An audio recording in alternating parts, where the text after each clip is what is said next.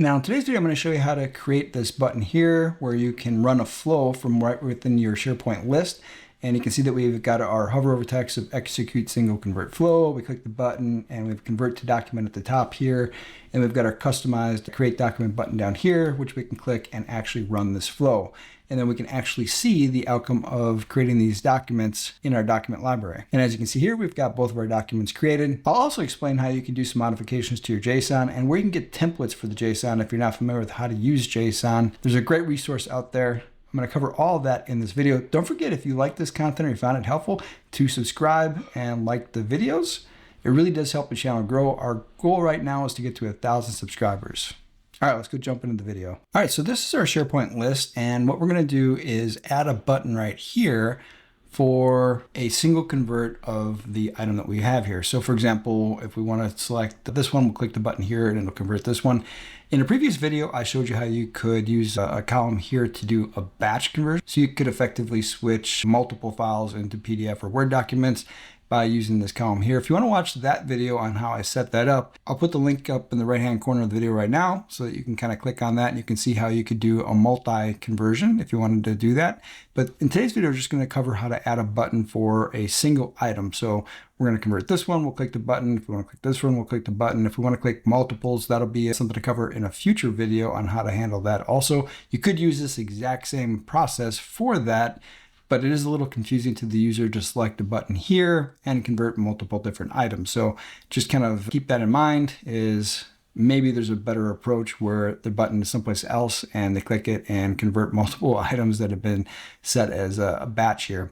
But the first step we need to do here is add a column. So let's go ahead and do that. And it'll be a text column. And we'll go ahead and call this single convert. And I always take all the spaces out. If I ever put this into an app later, it'll be a lot easier to work with this if I didn't add any spaces to begin with. And then we'll hit the save button here.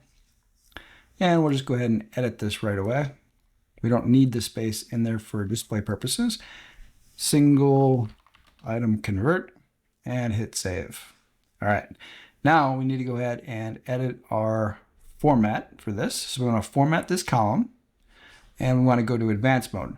Now this is the schema default, so this is kind of setting us up. We'll need this information for our JSON, and I'm going to go ahead and paste that JSON in here. So we'll select it all and paste over the top of it and hit the preview button here. As you can see, we now have a button in here with execute single convert flow as our text. And if we go over here and scroll this a little bit, and we'll kind of see what's going on here. Right now I've got everything at the top, but I could also change this to, from a flex start, I could change this to center. And if we preview that, it'll put it in the center. So you have the option of doing either way. I tend to think that it should be at the top. So we'll do a flex start and preview that again and put it at the top. And if we come down here, we will see that we need the ID for our flow. So that'll be this information there. And then convert to document. This is what's going to be at the top of our flow when we run it. And then the button, you can change this. So for example, right now it's execute. So when we run the flow and we got the button at the bottom, it'll say execute. We could also say create document. And that'll be the button that we have at the bottom there. And if we come down here, everything else is pretty standard. This is where we add our image. So if you didn't want to have this image, you could also change this to a different icon, and then you could use whatever icon that you prefer here, or you could just use a standard button and get rid of this entirely. I tend to like using these icons. Again, it represents what we're trying to do here is we're running a flow to do this. Now, how do you set up the rest of this if you're not familiar with JSON? So where do you get this? And I know that if you're not used to JSON, this can be kind of scary and confusing. I'm going to show you where you can get templates for all of this, so you don't have to really worry about doing this. Now, if you want to make any of these other adjustments in here, these are all easy adjustments to do also, but it is easier if you use some sort of a code editing software for creating this. It'll keep everything in line and it'll let you know if you create any issues. A lot of times something as simple as a comma will throw you off. So it is helpful to use something like Visual Studio to do this kind of stuff, and that's free. It's completely free to use. But let's continue with this. Where do we get this ID for our flow? So let's head over to our Power Automate flow, and it's really easy to find this information. Now, this is the flow that we're going to use. And if we look at this, we've got our environment information here, and then the flow ID is this information here. So we just copy and paste this into our JSON. Now, one caveat, when you're creating these buttons that execute flows, you have to use flows from the environment that's associated with the SharePoint portal.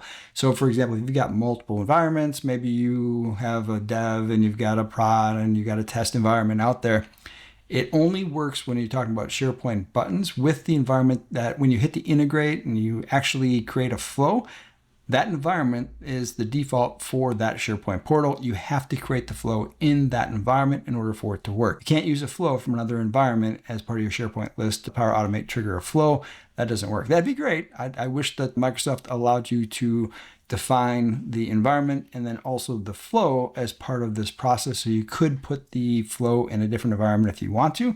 But right now, that's currently not possible as of this recording period. All right, let's go back to our SharePoint portal and continue on with this. Now, you might be asking, where did we get the basic JSON to start with?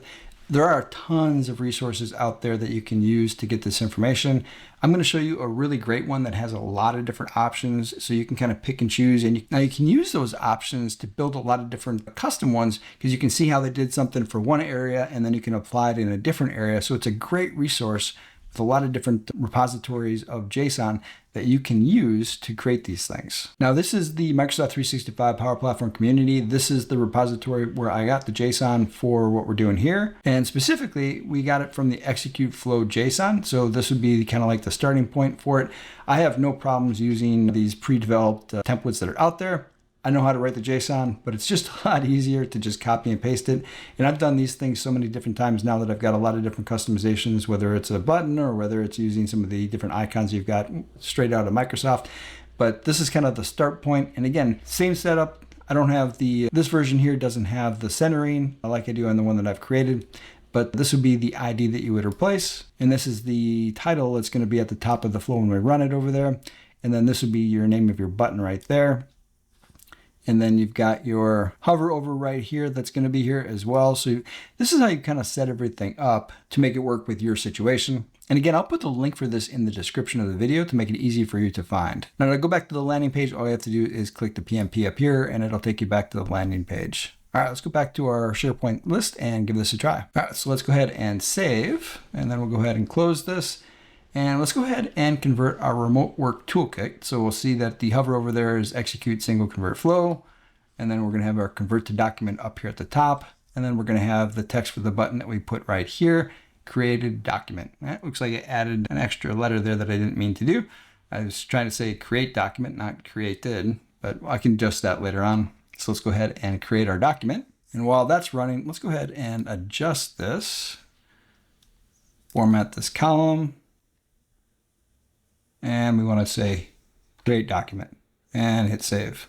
All right, let's go check out our SharePoint document library and see if those files have been created. All right, so we've got the first one and we should see the second one pop up here in just a second. It does take a little bit of time for these to process through. And there's the second one. And now we've got both of our documents created here. Let's go back to our SharePoint list. Now creating this button was just that easy. So very, very easy process to add your buttons. And you can add buttons to do a lot of different things. And you can see a lot of the different examples on the PMP portal there that I've provided the link for. So if you want to do some of those other customizations, they're all right there ready for you to use. Now, hopefully you found this content helpful. Don't forget to hit that like and subscribe button. I'm trying to get this channel up to 1,000 subscribers. That's kind of our goal right now. We've got about 300 people to go. So hopefully you find the content helpful and you'll subscribe and like. It doesn't cost you anything to do, but it does help monetize the channel. So I'm not losing money every single month creating this content. But until next time.